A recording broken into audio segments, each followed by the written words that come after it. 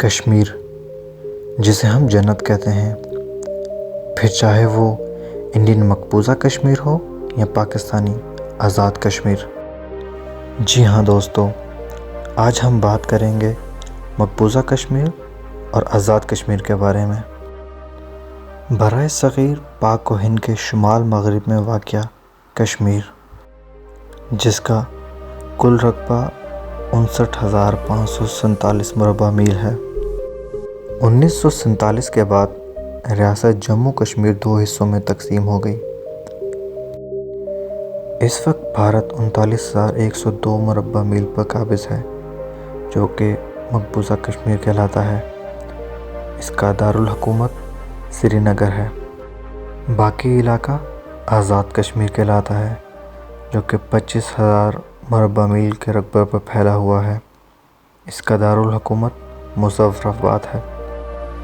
مقبوضہ کشمیر کی آبادی 1,25,00,000 کے قریب ہے اور آزاد کشمیر کی آبادی تقریباً 55,00,000 کے قریب ہے۔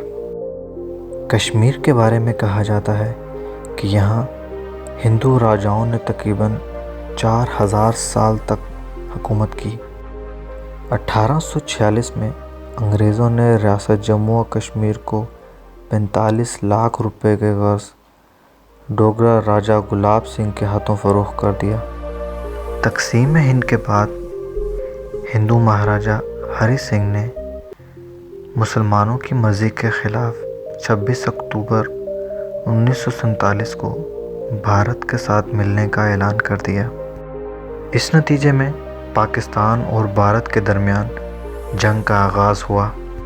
سلامتی کونسل کی مداخلت پر 1 جنوری 1939 کو جنگ بندی کی گئی۔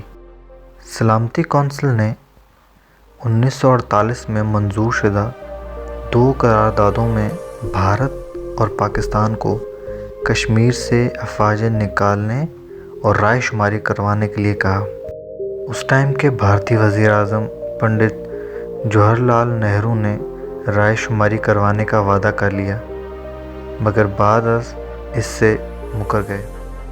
پاکستان نے بھارت سے آزاد کروائے گئے علاقے میں آزاد کشمیر کی ریاست قائم کر دی۔ کشمیر کا تنازع اب تک جاری ہے۔